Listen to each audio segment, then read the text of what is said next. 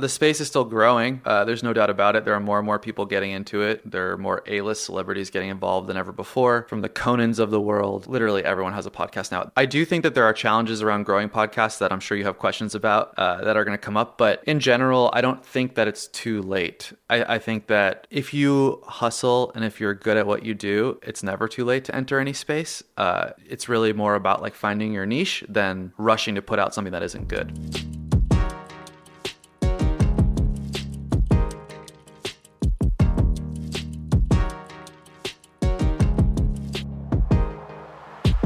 Ladies and gentlemen, welcome back to It's the Bearded Man podcast with your favorite, the world's favorite bearded man, Bobby. Today, first podcast ever on the Zoom. I feel like there is no better guest to do with than the man himself, Marty Michael. What's going on, baby? Hey, Bobby, how you doing? I'm doing good. How you doing? I'm good. You know, I also have a beard, though, so this is a little offensive coming out the gate. You know what? I was going to intro in with, like, I have a fellow bearded friend on the podcast today, but I'm glad you jumped at it, and I have to show respect that, you know, the beard does look great through the Zoom, but almost would wish I was seeing it in person. Yeah, true. I know. In person, I do envy. Look, your beard flat out is much better than mine. It's much more mature, and I appreciate yours, and it's something to work towards, so...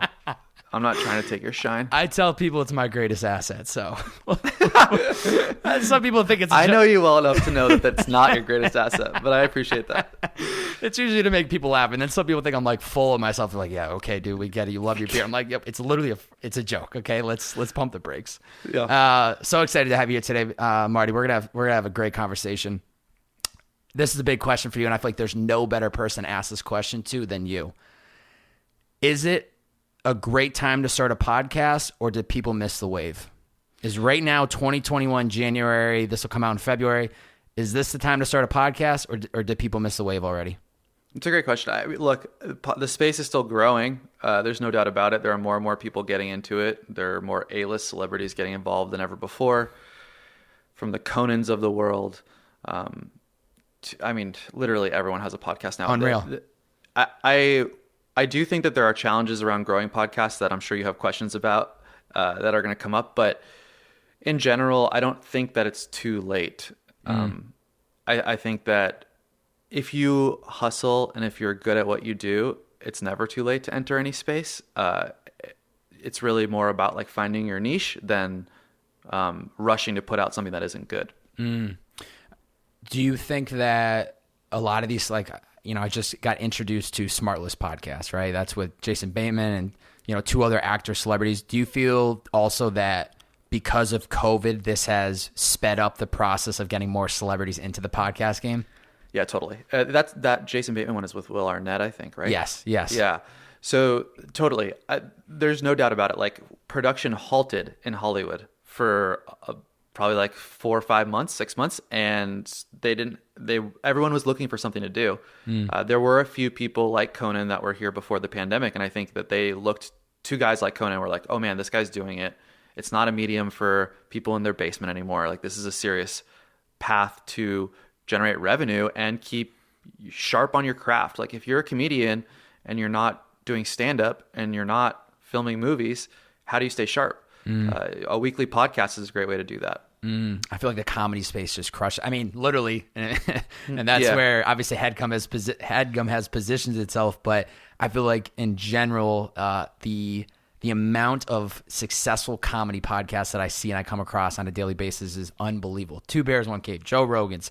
I mean, literally a list and list and list of other podcasts that comedy has just absolutely crushed it. Yeah, it's a medium in which it's very simple to get into. Like, the dynamic of two people talking or one interviewing guests and bringing a comedic spin to it, it lends itself really well to talk. I mean, we've seen that. It's been in radio for generations. So bringing it to this recorded audio space where it's delivered in your phone instead of over the air in your car just makes it more accessible to everyone and on demand, which as a culture, we certainly tend to know what we're looking for and when we're looking for it and want it in that moment. So the rise of things like Netflix, where you can watch the TV you want to when you want it. Podcasting is in that same vein, just audio instead of video, which is why I see it working so well it's more than a moment. I think. I mean, this is a medium where there's a lot of cash coming into it, and for shows that are of size, it's a very sustainable way to generate revenue for individuals and for companies. So I see it only growing, not slowing down. Yeah. I want to go back to, we're going to bounce around because I have just so many things just flaring in my head that I want to dive into with you today. You're speaking my language, dude. So going back to, it's never too late to get in. If you have the talent, if you have the niche, you will find the audience, or the audience will find you essentially. What are some of the characteristics that you find are necessary for a podcast to have longevity, to actually grow into something that's monetizable and can actually attract an audience? I think the number one thing is consistency. I think that just staying true to whatever you set out to accomplish and staying consistent with it is critically important. One of the things that I think that you are incredibly good at is hustling is like maybe the wrong word, because hustling maybe has to some people some negative connotation, but it's like you are so passionate about what you do and you never relent off of what you're trying to accomplish. And people like that, I'm very envious of, because I think like if I had a little bit more of that in me, I could get a lot more done. You're a champion, bro. I think that, to tie it back to the question, it's really about staying consistent and true to what you're trying to accomplish.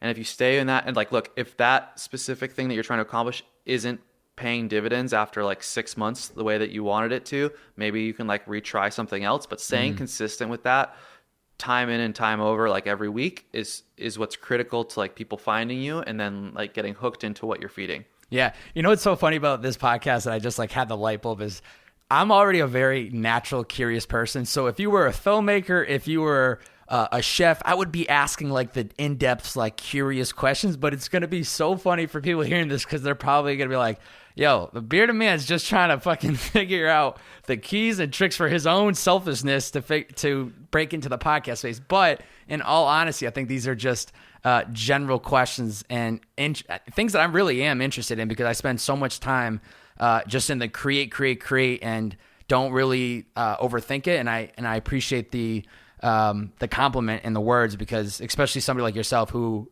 is so heavily like in this space and has been in this space for a long time, that just like fires me up, and it means a lot to me, because I'm like, if Marty's saying it, I just gotta keep punching the bag, baby, and see where it takes me. Well, I mean, like, we've been friends for a while, and I mean, I remember when you were hustling, you were making content, and you were driving for Uber.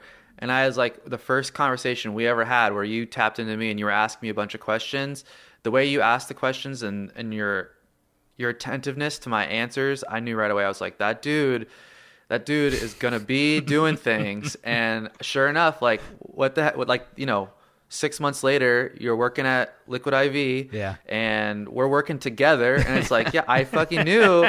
I don't know if I'm not supposed to curse. You can say whatever you want. Sorry, I forgot to tell you that. I knew this guy was gonna be doing things, and that was like, you're sharp, and and keep it up, because it's gonna pay dividends for you. That means a lot. How would you describe what a podcast network is? I feel like a lot of people don't really understand what that is, and they don't even understand the structure of it. And I've been even giving people examples. I said, honestly, the podcast space is very similar to, music industry. You have a podcast show, they have a rep, that rep represents them. It's like a label, and they go out and they help build the brand and help them with deals and strategy. How would you describe what a podcast network is? Yeah, I think it's evolved over time for sure. Like, we've been doing this for 5.5 years. And when we first started, all of our relationships were based on distribution and monetization. So all the artists, they owned all their own shows, and they would sign with us, and we would help them get their show out through our brand, through the Headgum brand, cross promote, and have them guest on other shows within the network. And then we'd also sell ads, so we'd help them monetize their show. The network has evolved slightly. I mean, that's still a healthy mix of what we do. We also create our own, like, owned and operated original content now too. That's part of the mix. So both of those things operate a little bit differently. But yeah, I mean, the way you describe it is pretty on point. Like, you're basically a collection of different podcasts that are coming together to try and help themselves grow and also monetize together.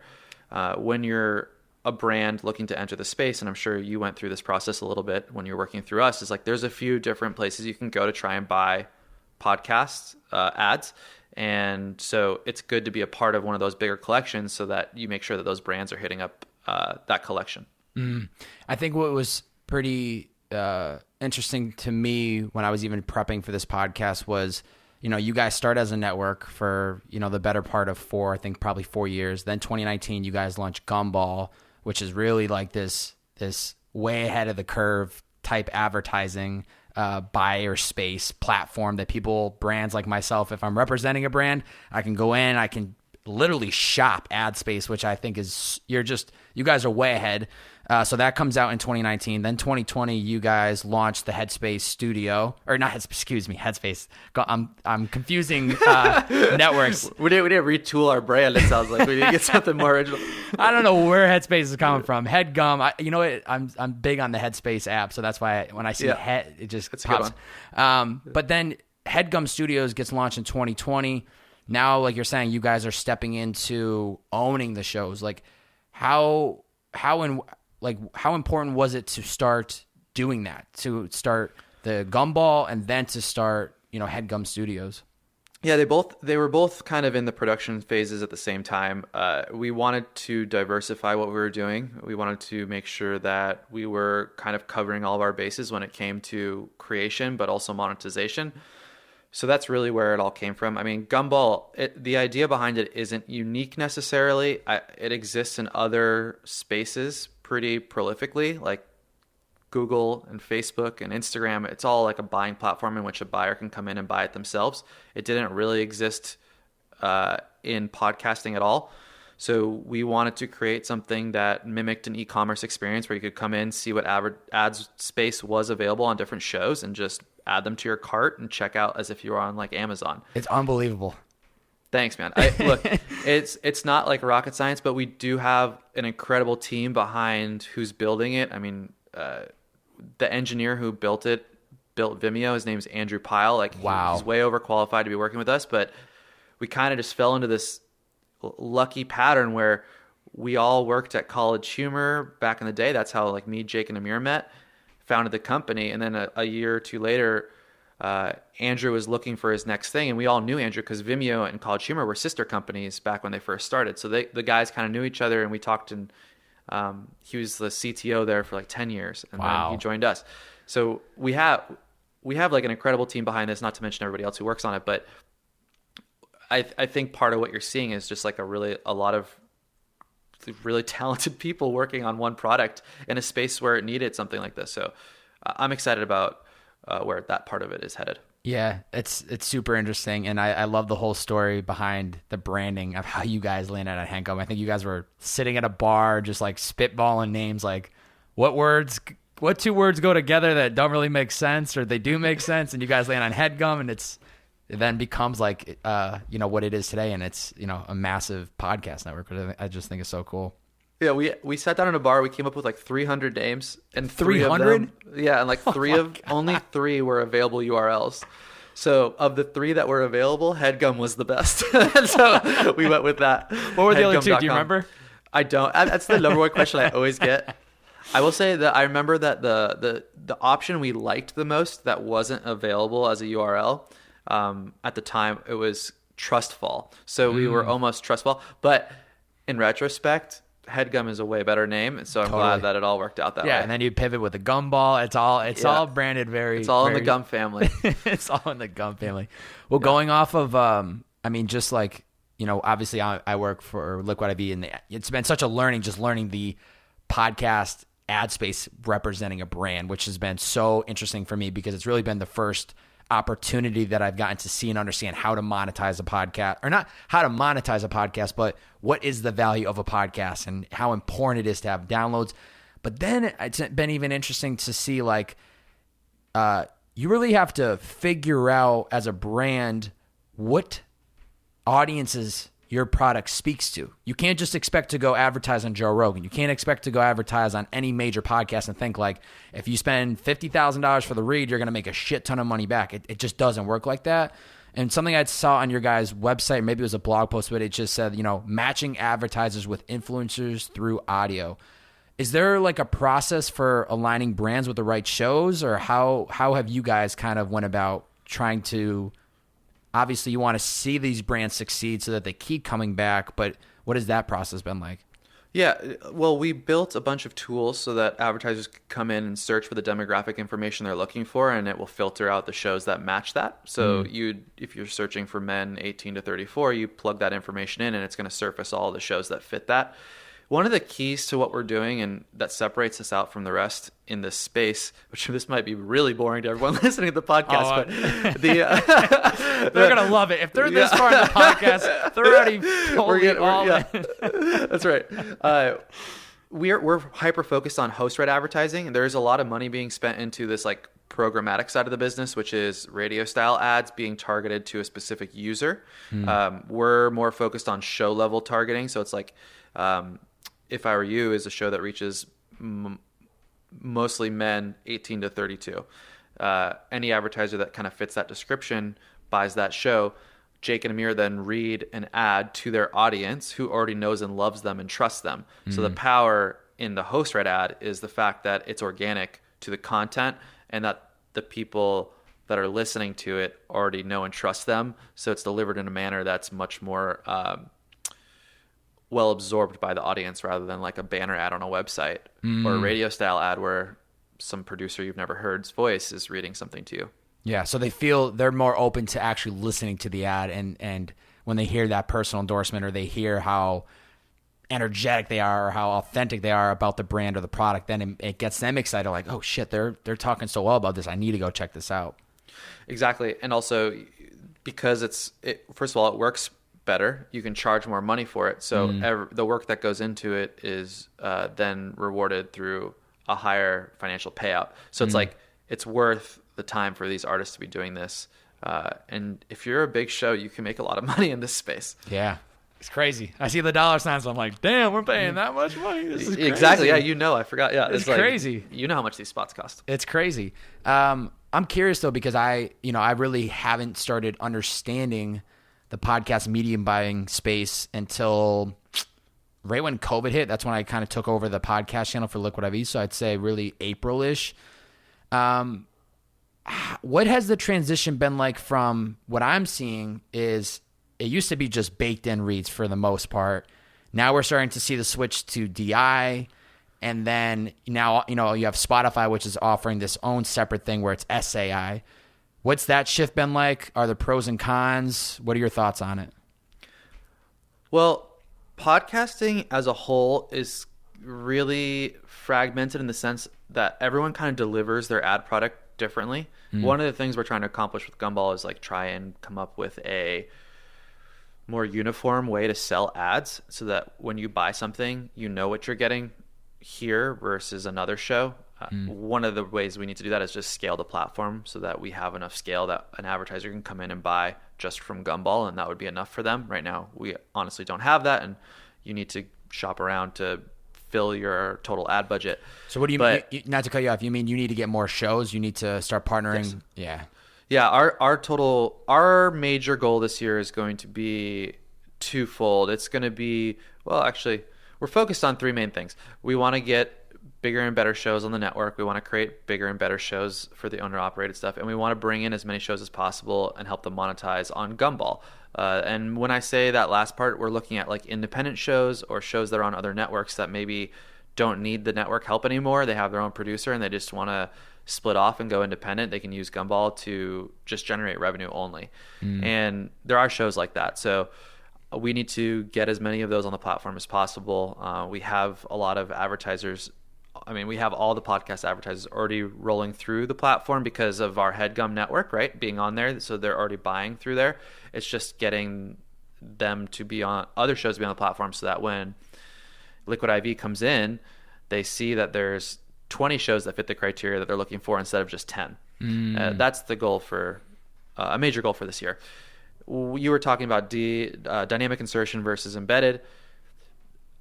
Some of our more legacy shows are still embedded. Most of our shows are dynamic insertion. And the reason being is that it is a technology that allows you to harness listeners no matter what episode they're listening to.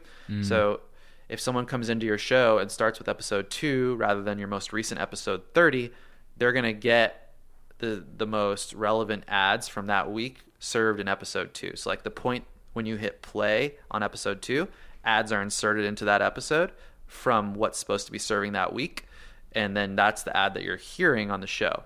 The way I always pitch it to digital advertisers is like when you go to a blog, right? There's blogs that were written 2 years ago. There's a blog post that was written today.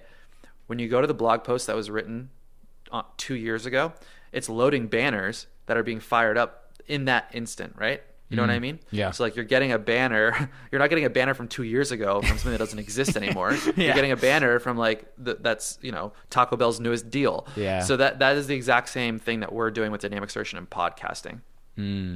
Yeah, it's interesting because I feel like I've seen it even just in the results of some of the shows we partner with, where it goes one of two ways. The baked in crushes. We call it baked in. Maybe it's different for everybody. The baked in crushes, and then we'll test some of the DI stuff, and it doesn't perform as well. So it's interesting to me, and I feel like that the baked in style, or what do you call it? Sorry, just embedded. But it's the same thing. But I feel like eventually it's all going to be the DI, because there's going to be so many brands competing to get the actual slots that either the price is going to be skyrocketed and you're really going to have to invest, or everybody's going to have to go into it with a DI, and then the show efficiently can sell as many impressions as they want to the audience. Yeah, I think there's room for both.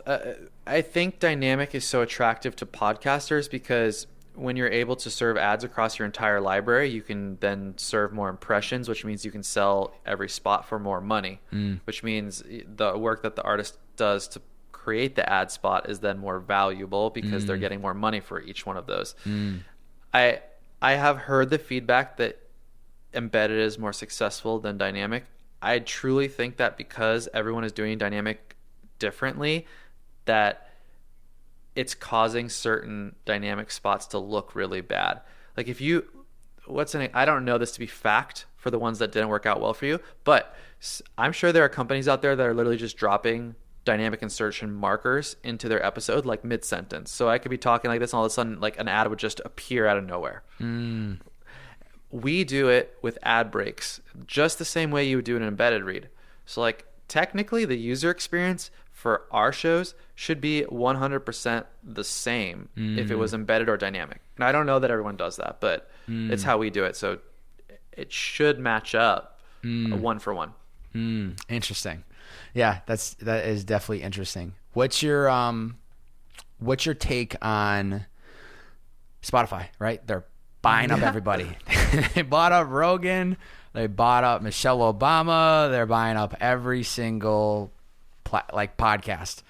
Where do we see the space going? Is this going to end up becoming a paywall game where I will, as a podcast listener, have to have multiple subscriptions for multiple different services, or like where do you kind of anticipate this going with them? It's a great question. I think a lot of people are very nervous about it. I'm less nervous about it. I think if you look and see what's been happening, they'll start certain shows, put them behind paywalls, and then they'll take the paywall down, meaning it's not even a paywall, right? With Spotify, it's just exclusivity. Because you can be a free user and you just get ads in between, but you can listen to podcasts like Joe Rogan and you don't have to pay for the Spotify app. So I guess exclusivity is a better word in the Spotify case. There's definitely paywalled content in podcasting. I think, like Patreon is a big spot for that. A lot of people use that as a place where they can release stuff behind a paywall. I truly think that the reason podcasting is so successful is that it is so easy to access, right? Like Apple put the podcast app on the iPhone starting, I think it was 7 years ago, and everyone had instant access who bought a phone to open up that podcast app. So it opened up the door for podcasts to reach, hundreds of millions of people globally overnight. And that was a huge turning point for the medium.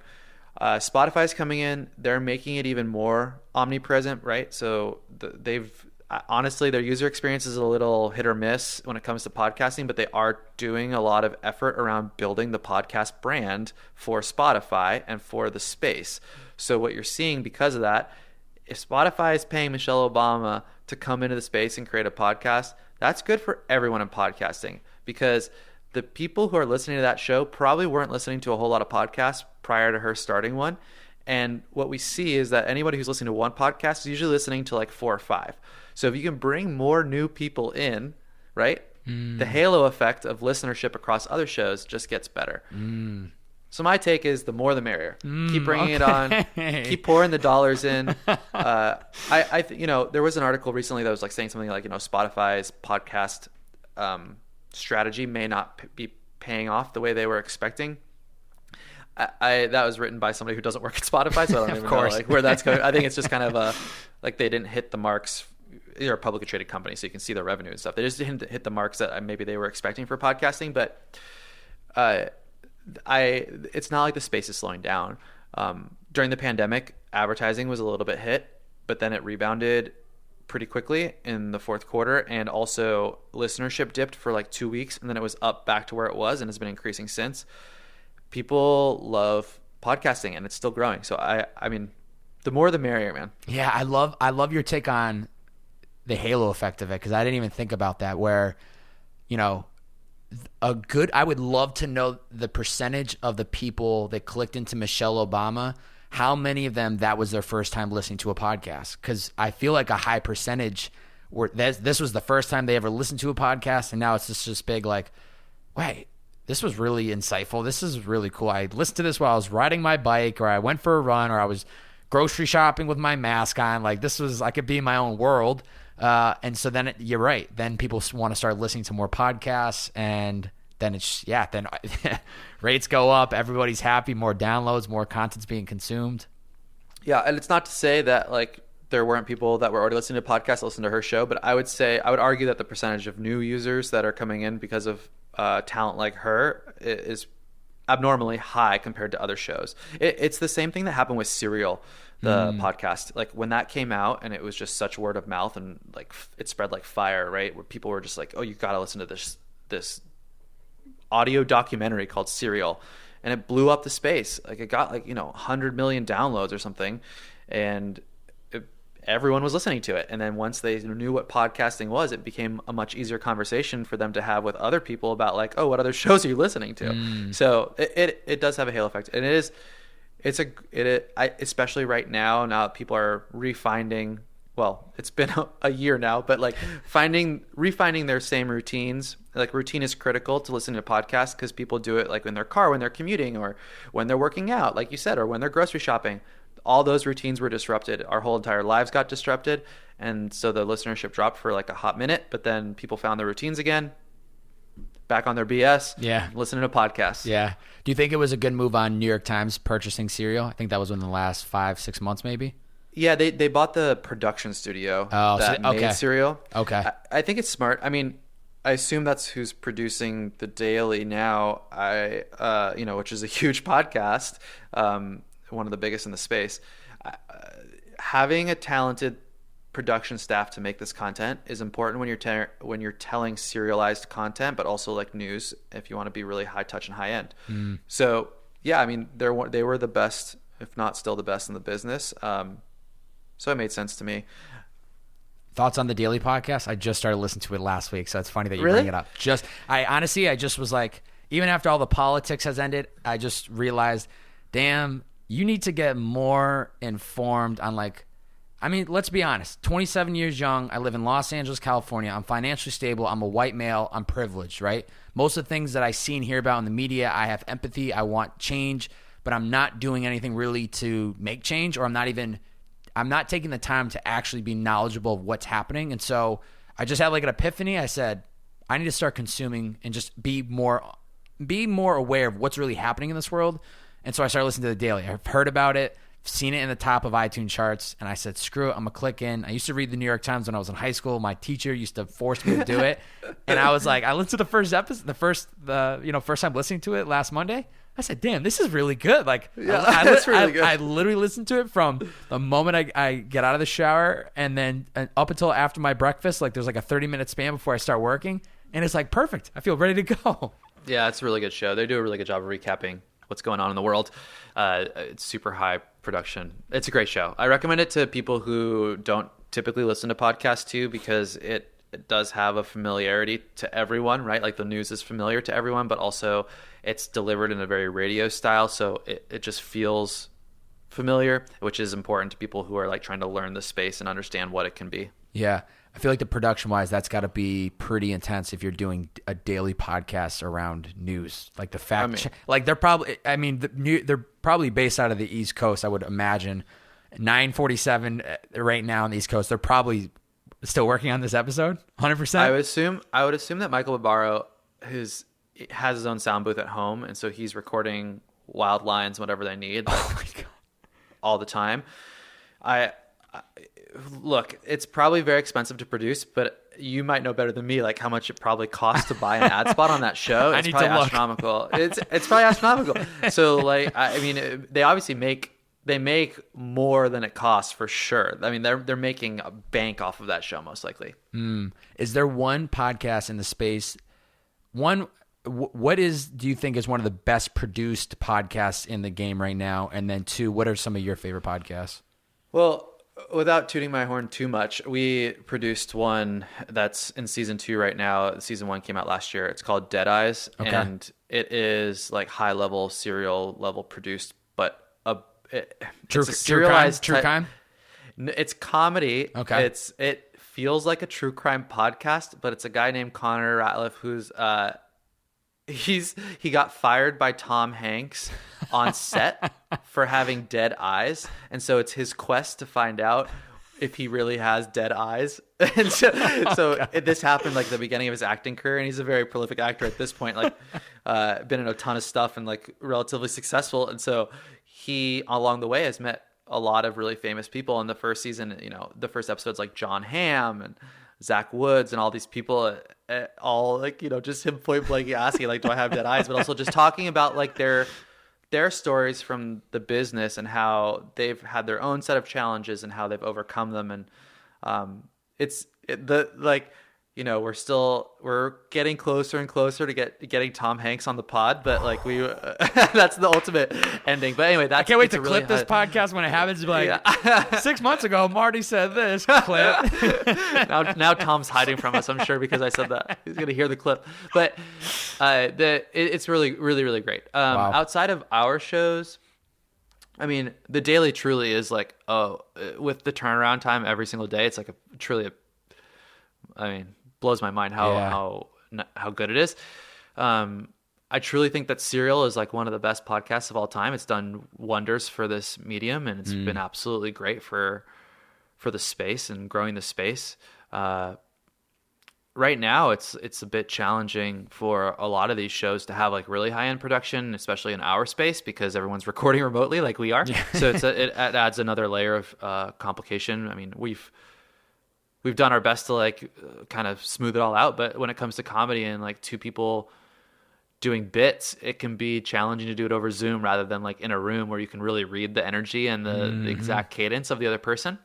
So it's been a fun year. I was gonna say a lot out. I was gonna say how what were those early moments like for you guys where I remember going into you guys' space. You guys had the studios there for people to come in and actually record the podcast. I don't know what percentage were actually being recorded at the Headspace. Or once again, Headspace. It literally is on my mind. It's ridiculous. Headgum, I think that's the whole point of the app, I am so sorry. This is no disrespect to you guys. I'm just Mr. Meditative Guru that all I think about is Headspace.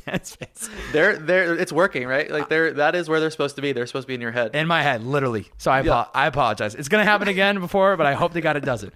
But I don't even remember what I was saying. I blanked. Headgum. Oh, when COVID first hit, you guys are now forced to go remote with just like production wise. How quickly from everything goes remote, were you guys up and running within a week, 2 weeks, 3 weeks? What was that like for you guys?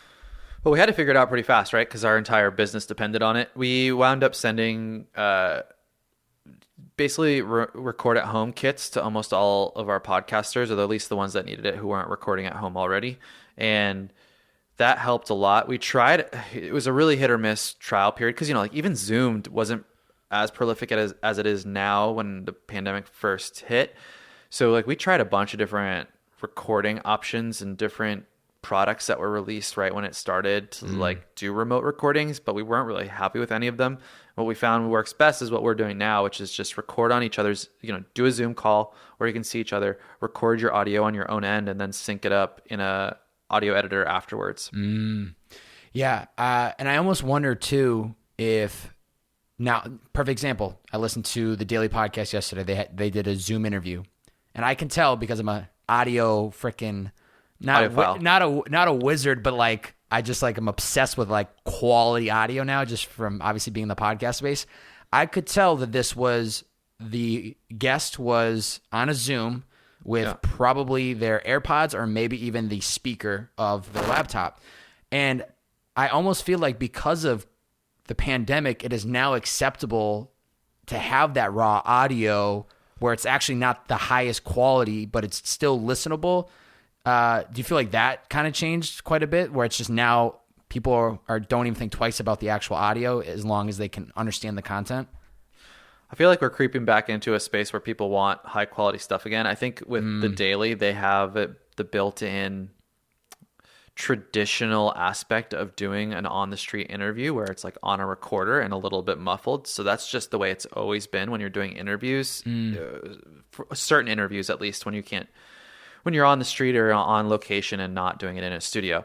So like that aspect I think is like pretty natural for people to hear and then feel okay with and not disappointed in. I think as we look at more and more of this, the comedy space and these other, true crime and storytelling pods, I do think that people are really looking for a high quality product. And that's something that's going to differentiate podcasts as the space gets more cluttered. So we're doing our best to make sure that it's as high quality as possible. But honestly, like when you're doing it, like what we're doing, you're not going to get that. So it should sound just like we're in the same room. Yeah, there's workarounds for it. I even think before the pandemic, I think I've either heard it on one of Tim Ferriss's podcasts, or maybe I read it in a blog that in his process already, he literally ships people, because he's always done most of his podcasts have been remote. He literally, and also he's got the budget for it. I've seen the price tag of his ad space. So like, Marty, if I could have sent you a brand new mic and everything, I would have just done it and just like wrote it off. But he literally sends his every guest their own mic, all the equipment they ever could ask for, just to ensure that the quality of the audio is top notch. And obviously I just respect that minor detail, but that's what happens when you're operating with a big time budget, as I would say. Yeah, I mean, that show's huge. Yeah. And when we were doing some of our higher touch podcasts, like Dead Eyes, the one I mentioned earlier, we do ship kits to high priority guests, like a John Hamm, for instance, and then make sure that the audio quality is as high level as possible. So you're just sending a mic, mixer, any audio? It's just it's what I have. It's just like, and probably a lower level mic than this, but any sort of mic that can plug into a computer, that's a USB mic, is pretty good. And yeah. The one I'm using plugs into some sort of codec that then plugs into the computer. But yeah, some combination of the sort. Smart. I know we mentioned, and I apologize, I was talking exclusivity with Spotify, and for some reason I said paywall. It doesn't really make sense, but you clarified for me. But you brought up Patreon. Obviously, before the pandemic, I've seen podcasts do live events. I've seen podcasts roll out merch. I've seen podcasts offer courses. Do you see other opportunities within revenue space for podcasters that they maybe not a lot of shows are doing just yet, but potentially could become a revenue stream? Because obviously you have the ad space, you have the podcast itself, but I think there's so many different opportunities and layers for them to even take a brand and go farther with it. Is there anything specific that has caught your attention in the last year, 2 years, or? Nothing specific's coming to mind. I mean, look, there are a lot of ways for artists to make money in this space, and we let our artists do their Patreon if they want to outside of what we're doing with the ads. And that seems to work for some shows. And then for other shows, it's just easier to focus on just one platform and one delivery method with ads. I don't have preferences. I mean, all I care about is making sure that the artist makes as much money as possible. So however they can do that is good with me. There are going to be more and more different paywall type sources that pop up here and there. I'm sure that even some of these major players like your Apple and your Spotify are going to start doing their own type of thing. I mean, Spotify already has a subscription option. Apple doesn't yet. I'm sure that like they will all have those options for their artists so that they're not losing money to third parties like Patreon. Yeah, it's crazy, man. The space is just constantly changing, constantly evolving. It gets me fired up just seeing all these different changes. I don't know. It's just it gets me excited. It's just the space is just obviously growing, more attention's on there, so that's what's leading for, you know, other platforms to pop up or other opportunities. Even Clubhouse. I don't know how familiar you are with. Yeah, I just downloaded it yesterday. Bro, even that's got my heart racing. I'm like, shit. Now I got to start thinking about this platform. This is not a podcast, but this is definitely audio. Like, what does this look like? It's crazy, man. This interview, I don't understand a ton about Clubhouse, but this format for what you're doing and this conversation specifically probably would have lended ourselves. We probably should have just signed on to Clubhouse and like. We should have co-broadcast. We should have done it at the same time. Yeah, that's what I'm saying. Like we should just we've been thinking about that. It's like just basically like co-broadcast. Yeah. On Clubhouse as we were doing this. So yeah, I mean, like next time we do it, we can just jump on Clubhouse at the same time. So now I'm even more intrigued. Internally, as a network, have you guys already started considering should we jump into this space? Because I mean, I'm telling you right now, a friend of mine showed me in November this app, and I was like, oh, this is cool. And then literally haven't heard a word about it in the last 2 weeks. It's all I'm hearing about is Clubhouse, Clubhouse. I'm having visual content creators that do video call me and say, yo, what do I do with this Clubhouse? Like, how do I step into this? I'm like, I don't even know. So have you guys internally ever like started considering it? Yeah, we're considering it. I mean, we will do something. I mean, it's audio, right? It feels like it fits right within our wheelhouse, and more so than a lot of the other platforms like a TikTok, per se, that we haven't participated as much in, that has popped up throughout the last, year or so. Clubhouse definitely feels like it's in our wheelhouse, so we will do something. We're trying to figure out what. I feel like it's more like this type of format where it feels very panel-y to me. Where it is. Yeah, so that lends itself maybe more to business stuff, but we're not sure. I think the tough thing for me, even just looking at it outside looking in, right? And I will step into the space at some point because I know there's a lot of opportunity, is just if you don't have an audience, you have the conversation, you spend an hour and a half talking to somebody really good, and then it ends. And then if there was 5 people that were there, great. If nobody was there, then that's it. This is living on forever. Like I finish this podcast, when I cut this in post-production, I can do 1,000 different things. I can cut mini clips. I can pull this podcast up 2 years from now and be like, yo, Marty, remember when you were talking about working with Tom Hanks? Like now he has his own show. You know what I'm saying? It's little things like that where it's like, I know this is a time capsule that lives on forever. And that's one thing that like kind of intrigues me with this thing is like, if you don't have an audience yet, it's going to be some rough starting time to build it. And you have nothing to really bank on other than the followers on the platform. Totally. I mean, the space itself lends itself really well to documenting all sorts of history, right? Because it's all so in the moment. And I love it. Obviously, I work full time in it, but I think it is really unique and it's cool. Yeah, super, super interesting. A couple months ago, I was pretty excited when I saw that you guys had teamed up with Union Square Ventures, I believe is the name. And first, I think this was the first time of round of investing you guys brought in. I think it was like $2 million. I don't know if you guys had ever done publicly any other investing previously, but how important was this partnership with them for you guys? I mean, it came at a very critical moment for us. We had been organically growing, bootstrapped our company from day one, and we were like 5 years into what we were doing. We had heard a lot of pitches from investors in the past and decided that when we heard that USV was somewhat interested in working with us, they're a tier 1 investment company. Like Fred Wilson is one of the godfathers of investing. So we were excited about it. It came on basically the heels of the start of the pandemic. So it was like really good timing for us to take some money, really grow what we were doing. And while we felt like others could be stagnant or floundering. So it's proven to be the case, and we're certainly continuing to grow, and it's really exciting.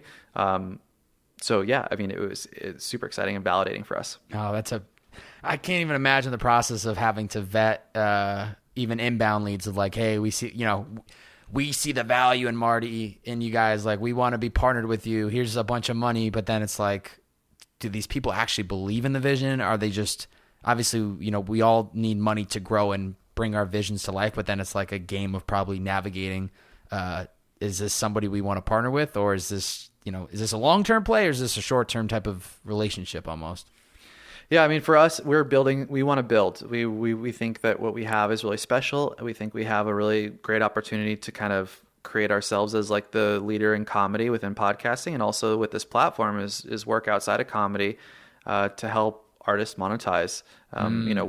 Two of our founders are artists, and so they have a lot of input on what we do, and we're creating tools that help artists, and that's like the most important thing for us. It makes sense to me that obviously when you guys started Headgum, it was comedy space coming from College Humor. It kind of makes sense to segue into that, because I'm sure all of the connections and network that you guys had built through College Humor and it was already in the comedy space. So it's like, all right, let's just create a comedy podcast network. You kind of hinted at that. Is there a chance you guys would step into other show categories? Do you think it's better just to double down and stay true to one style of category, which would just be comedy, which you're already in? No, I think we're gonna stick to what we know and what's in our DNA, and there's a lot of opportunity within comedy to grow in that space too. So, there's a whole other platforms if we're working on shows and working together with shows that want to build into TV shows and movies. Like, there's a lot of opportunity to grow that IP, and that's all within the comedy vertical, what we know best. So I think that's what we're going to stay focused on. So if a comedy show comes knocking on your door tomorrow, well, let's get a little sound effect. Little Marty, you got this podcaster, runs a great show, good sized audience. He says, why do I sign with your network? Why don't I go to somebody else? What's your pitch? Why Headgum?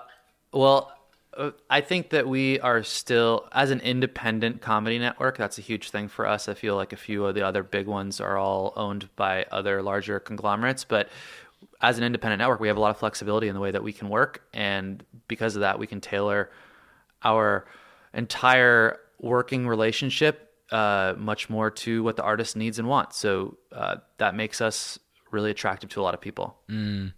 So when I see Headgum 5 years from now, I'm seeing the biggest comedy network in the podcast space. That's what I should be picturing.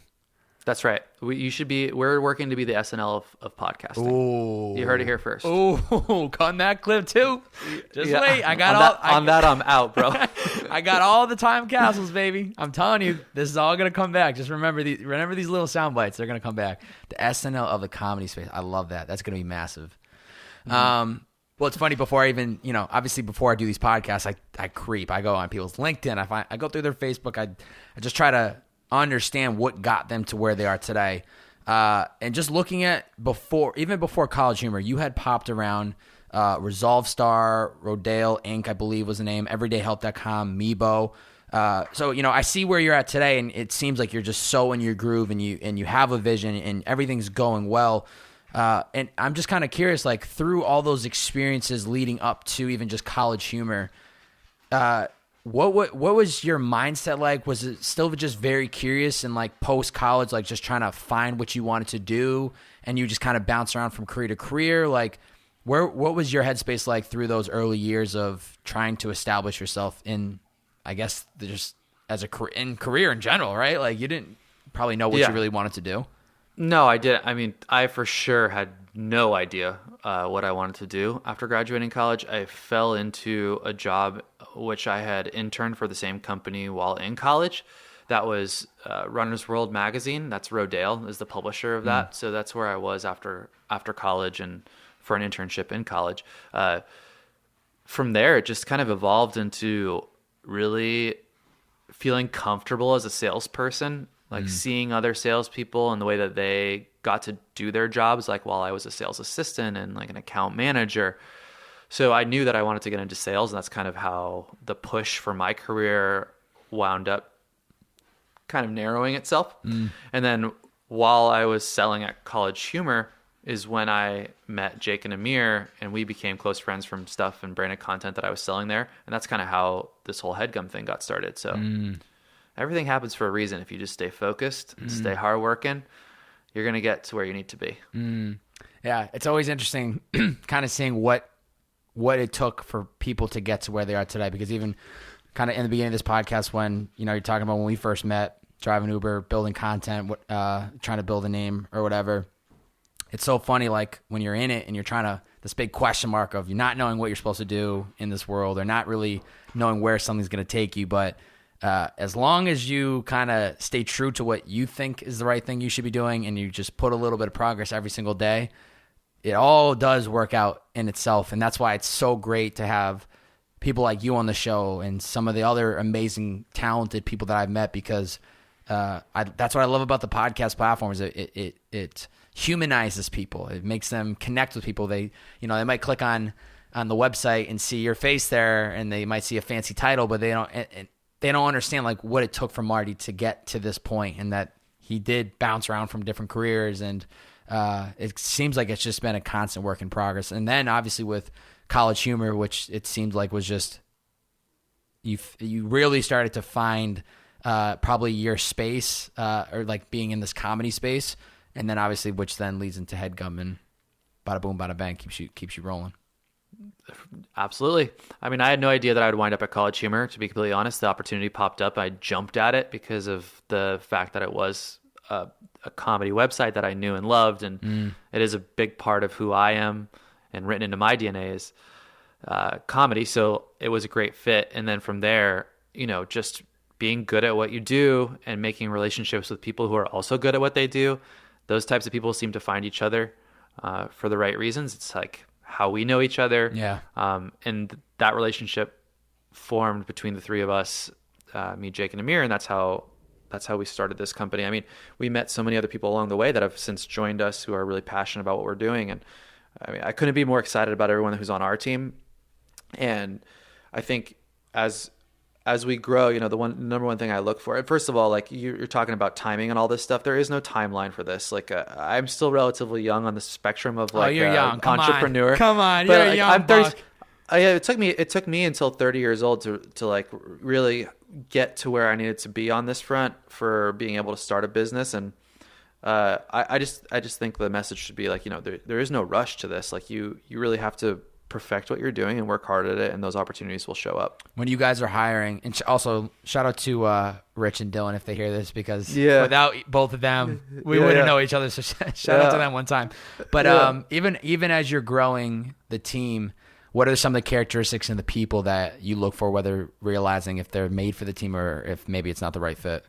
No, I mean, we do a lot. Our interview process is quite cumbersome because we're looking for people who really are passionate about what we're doing, and also that will fit into the overall, just like mission statement of what we're trying to accomplish. Like they need to care and understand what we're trying to do, because we need them, and we all need to be together as one force trying to accomplish it. So to me, it's really important that we bring people on who love what we do and are passionate about what we do and want to do what we do better. Smart. You got to get people on that same vision, same path. And then obviously they'll put in the heart just as much as I'm sure you do on a daily basis. What's one of your greatest strengths and one of your greatest weaknesses? Oh man, I think one of my biggest weaknesses is really what you have nailed down so well, which is like staying so sharp and dedicated to growing your craft and making it better every single day. I think that I take days off sometimes. That's probably like one of my biggest flaws, just because like my attention to this it's much, especially right now in the pandemic where there's just like my routine has kind of been shattered. It's really hard for me to stay as focused as I know that you stay. I think probably my greatest strength is wrapped up into like my ability to communicate with people on a human level when I'm talking about podcasting and ads and like showing them the value and the value prop for what we offer. So that has been a skill that I've been honing for 10 years now in my career, but like actually selling is something that I think that I'm decent at. And so that would probably be one of my greatest strengths. I definitely think you got to be doing something right if you guys are still in the game right now. So whatever you got going on is clearly working. I'm curious because I want to provide value if there's any way that I can. When you say like the routines are kind of the weakness, is there certain things that in the day-to-day or on a weekly basis you need to either adjust or add or change? Is there anything specific that kind of jumps to mind? You know, I've had moments in the pandemic where I've gotten into really good routines with like working out in the morning and doing other stuff, and I break away from them from time to time. Like I got sick. It wasn't COVID, but I got sick after like a month of really being in a great routine, and then I like kind of destroyed my routine, and that was 2 months ago, and now I haven't been able to get back to that routine. And I just need to like wake up one morning and do it, but I sometimes really struggle with just like starting it. But once I start, I'm usually pretty good at staying dedicated. You know what happens? That means tomorrow morning. Yeah, I know. Right? I don't want to hear some morning. It's tomorrow morning. The change is coming. Yeah. No, but I hear you, man. It's I think once you get that momentum going, you find those routines. As long as you don't get sick or something else pops up, I think it just carries you through the rest of the day. Whether it's again the physical health in the morning, or I mean whatever. I'm big on just like I think people need to spend the first minimum 60 minutes of their day focused on them. Whether it's working out, reading books, listening to podcasts, like focusing on you before even touching the work. I feel like it just carries you through the rest of the day so much more stronger because you had time to wake up, have your coffee, get some food in you. And I think it just helps kind of carry it through. Absolutely. What's the biggest lesson or takeaway of growing up in Portland for you? Oh man, I loved it. There's so much I loved about it, but it's such like it's such a small town vibe in a average sized city, I guess. It is a big city as far as the U.S. is concerned, but it's just got such a small town vibe to it, and everyone knows each other. It's very friendly. Everyone's really nice. It's very granola. I mean, I grew up on the closest thing that you can get to a farm that's within a city. It was like, so it was very, we had 30 acres and like chickens and dogs. And so I just loved my childhood. I think it probably added a lot to who I am today. But yeah, I mean, Portland's a great city. They have as an adult, they have great bars and beer and food, and as a kid they have everything outdoor you could ever imagine, so it's nice. It's probably nice to go back there once in a while, kind of get a reset, and then come back to the heart of LA where the sun shines at, baby. I mean, look, there's a reason I'm here and not there right now, so Smart man. That's why I'm not going back to Massachusetts, even though the parents crush me about it. When I get on the FaceTime with them on Sunday, every Sunday I check in with them, and they're like, man, I don't want to see you on FaceTime in that sunshine. I go, hey, come on through, baby. One flight away. Obviously, we've touched on a lot, but is there one lesson 2020 has taught you that you're kind of carrying with you into 2021? Yeah, man. Stay positive. This is like an impossibly difficult time to do just that. And I think, one of the things I'm trying to do this year is just keep the outlook bright and not focus on any sort of timeline or ending to what this is. It's more like just be happy in the moment, and this moment is now, and you can't try and live in a future moment. That's not how life works. So be happy. Yeah. It's really impossibly difficult to do right now, by the way. So good luck. But it's the thought that counts. Yeah. That's why we got to listen to Headgum podcast, because it's going to give us a little bit of laughter. It's true. One of the things that USV said to us when we were talking initially was just like, look, everyone needs to laugh right now, now more than ever. So this is really important, what you guys are doing and what we're doing, creating comedy and just content in general for people to be able to kind of just release when they need to. So that's important to me. What are top 3 comedians' favorites? That's not fair. It doesn't have to be like. That's not fair. I can't answer that question. You can't. Can't answer that question. All right, fair enough. I guess that does put you in a corner in a tough position. We'll skip that one. Pandemic ends tomorrow. Is there anything on the bucket list you want to crush off the list? Yeah, play basketball again, dude. That's how I met Rich in the first place. We met playing on the basketball court. That's how we all got connected. And speaking of honing, was it out here? Yeah, we met. No, in LA. We actually moved from New York at the same time, and so it was like months after we moved out here to LA.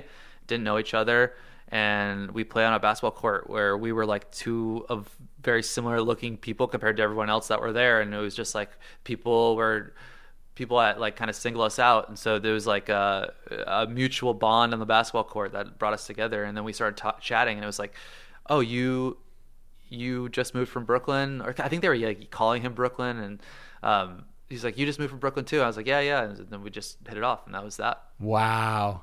Now, if you guys played one-on-one, who's winning that? Can you answer that question? We've played one-on-one a bunch. We usually split. Okay. Yeah, we're both pretty. We're both pretty equal. Wow. Okay. Yeah, that's fair. I hate to cut you off, but I have to jump. This is great because this is the end of the podcast. Okay, perfect timing. This is literally the end of the podcast. Literally, that's it. So the it's fantastic. Timing is everything. I knew. That's what we both do. This is great. So the last thing that I ask every guest at the end of every podcast is, if somebody listened this far, if they listened to us nerd out about the podcast space for the last 60 minutes, what's a challenge you have for the listeners today? It doesn't have to be about the podcast space. Doesn't have to be about anything. If they listen to the podcast this far, what's one challenge you have for the listener out there right now? I mean, is to live in the moment, man. This is like the hardest time we've ever had to do. Is like, don't wait for the change, like, because we don't know when it's coming, and that's one of the hardest things that can just like really destroy you, and then is to fall into that trap. So stay in the moment, stay positive, stay hardworking, and if you can do those things, and again, impossibly difficult to do right now, but if you can do those things, good things will come to you. Yeah, you got to put a little effort, but if you try to prioritize it, be in the moment, stay present. Like, I've tried to stay very present in this podcast, even though I talked about headspace multiple times. Its presence is very important. I think those are great pieces of advice. Marty, man, thank you so much for taking the time to do this podcast. Like I said, this has been a long time coming, and I appreciate you taking the time to do this, because this is so awesome for me to even capture some of this conversation, because I think there's a lot of people that listen to this podcast and are interested in the actual space. And then I myself, clearly being in the space, both on a creative side and the brand side, I still think so many more gems in that brain of yours that I would love to pick at. So I appreciate you taking the time to do this. If you guys and gals enjoyed this podcast, please screenshot this episode, post it to your IG story, tag Marty at KidMarty, KidMarty, and tag Headgum at HEADGUM. Tag those two beautiful people, well, Network and Marty, and tag me at Bob BO, 3 B's, 4 A's, and a Y on your IG story. Let us know what you thought of the podcast. Last thing, any recommendations of where people should check out Headgum, and are you guys hiring? Do you guys need anybody? Yeah, we're always hiring. Headgum.com is the website, and there is a jobs. There's about us with a jobs area on there somewhere. It's on the website for jobs, and we actually are hiring. So check it out if you're interested. Bobby, I'm a huge fan of yours, so don't get it twisted. This is a privilege for me too, and I had a great time. Thanks a lot. You're the man, Marty. Catch you guys and gals soon enough. It's the Bearded Man Podcast. See ya.